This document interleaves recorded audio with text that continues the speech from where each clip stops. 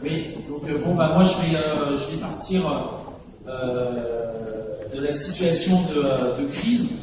Bon, il y a plusieurs interventions qui ont parlé du contexte de crise là, qui se prolonge depuis 2008 et qui même s'approfondit notamment dans les pays émergents et en Chine où on voit un ralentissement très net de la croissance et surtout une chute importante de la rentabilité du capital.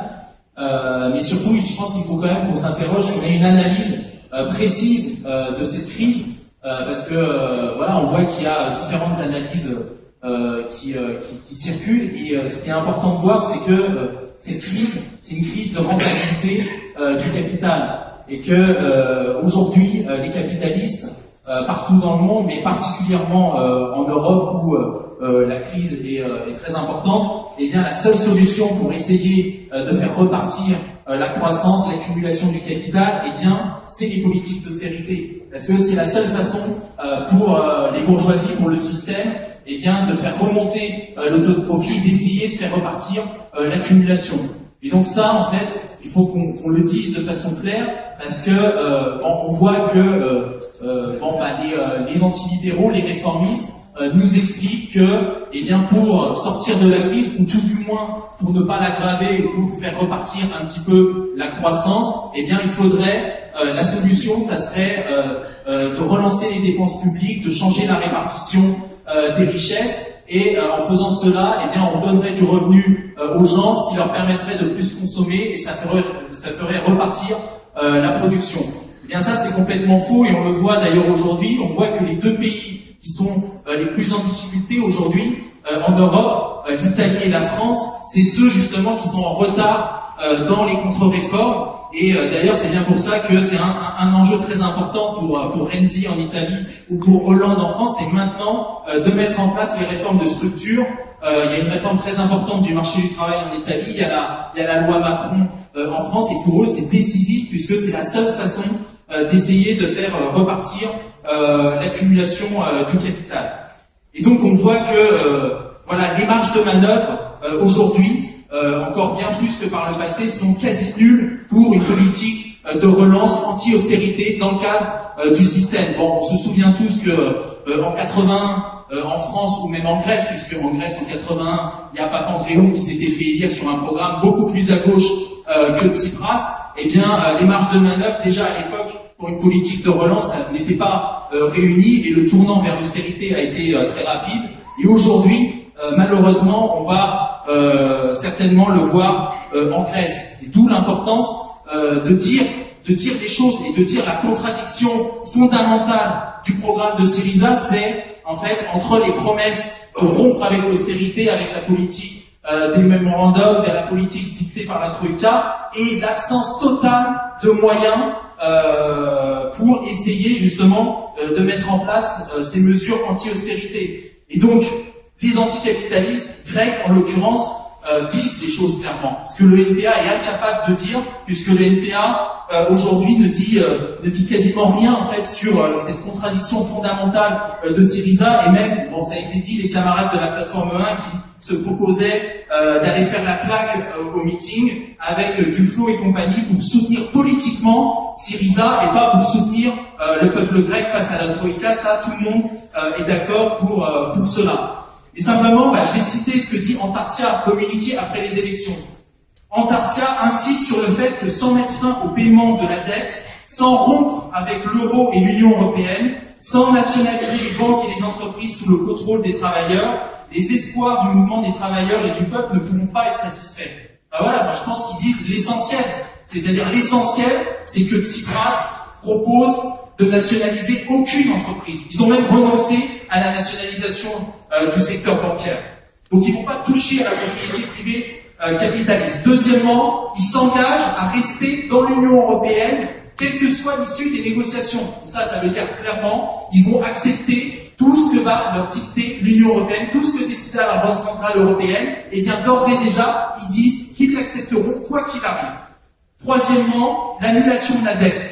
Au début, ils disaient on va annuler une grande partie de la dette. Aujourd'hui, Ce qu'ils disent, c'est qu'ils vont négocier pour essayer d'alléger la dette. Bon, ça, il faut quand même rappeler que le précédent gouvernement avait exactement la même position, puisque Samaras, en fait, a négocié un allègement de la dette contre un programme de contre-réforme. Parce que le principe d'une négociation, c'est que c'est quand même donnant-donnant. Donc, on allège la dette et en contrepartie, on s'engage à un certain nombre de réformes. Mais pire, Tsipras a quand même dit toute la dette du FMI sera remboursée, et le temps de la négociation, pendant qu'on négociera avec la Troïka, eh bien, on paiera les échéances de la dette. Donc même pas de moratoire sur les intérêts. Donc on voit bien qu'aujourd'hui, le gouvernement de Tsipras, c'est un gouvernement bourgeois qui va gouverner dans le cadre des lois du système et qui va renoncer, qui s'apprête à renoncer à son programme anti-austérité. Et donc même les mesures d'urgence aujourd'hui, il programme 12 milliards de mesures d'urgence par rapport à la situation désastreuse en Grèce. Les 2 tiers, c'est quoi le financement? C'est 1 tiers qui compte sur les financements européens. Donc il attend que l'Europe finance son programme politique. Le 2e tiers, c'est un truc complètement fumeux où il dit qu'il va améliorer l'efficacité du système fiscal et donc à taux constant, il va faire rentrer plus d'impôts. Bon. Oui, on peut y croire. Et bon, même au niveau en fait de la taxation des capitalistes, en fait, son programme est très mesuré. En fait, il propose quasiment pas d'augmenter les impôts sur les plus riches et sur les capitalistes. Donc voilà, moi je pense qu'il faut qu'on ait un positionnement clair par rapport au programme de Syriza, qu'on explique les contradictions fondamentales des réformistes et des antilibéraux qui n'ont aujourd'hui aucune marge de manœuvre pour commencer à appliquer leur programme. Et je citerai aussi les camarades de l'OKDE Spartakos, la section grecque de la 4e internationale, qui dit clairement la gauche anticapitaliste et révolutionnaire doit se situer dans l'opposition au gouvernement de Syriza et du côté des travailleurs, avec comme objectif l'unité d'action de tous les travailleurs, mais également un programme anticapitaliste clair. Voilà, moi je pense que c'est en effet la tâche des anticapitalistes, et l'UNPA, en tant qu'organisation anticapitaliste, eh bien c'est quand même très dommage, voire plus, que il n'apporte pas ce soutien aux anticapitalistes, qui ne relaient pas leur message et qui n'expliquent pas très clairement que Tsipras va renoncer à toutes ces mesures, sauf s'il y a une mobilisation des travailleurs qui est capable justement de renverser la donne et justement de rompre vraiment avec l'austérité. Donc sur le temps qui me reste, autre point important sur la situation internationale, notre positionnement par rapport aux interventions impérialistes de la France. Donc on a tous été d'accord, heureusement, dans le parti pour s'opposer à l'intervention directe de notre impérialisme, mais malheureusement, il y a une position récurrente dans le NPA qu'il faut quand même mettre en débat et à notre avis remettre en cause, c'est le fait qu'à chaque fois qu'il y a une mobilisation populaire contre une dictature, un régime dictatorial, eh bien on prend la position qui est de demander à notre gouvernement d'armer les opposants au dictateur.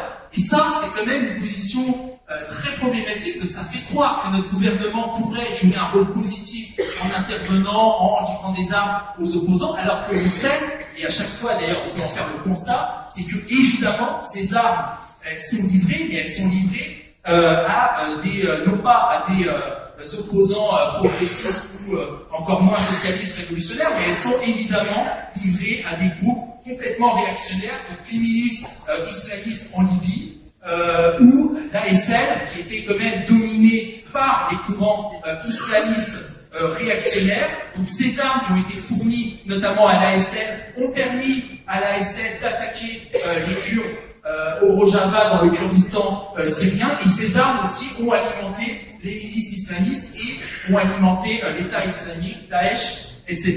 Et donc c'est très important aujourd'hui qu'on arrête avec justement ce positionnement, qu'on se positionne clairement contre toute forme d'intervention de notre impérialisme, parce que ces armes, elles se retournent toujours contre notre camp social, contre les travailleurs, et que l'urgence, c'est d'essayer de mener des campagnes du mouvement ouvrier en totale indépendance par rapport à notre État, et qui cherche justement par lui-même, par ses propres forces, par des collectes organisées par le mouvement ouvrier, eh bien, à aider les mouvements progressistes, à aider les travailleurs qui cherchent justement à lutter à la fois contre leurs dictateurs et contre les impérialismes.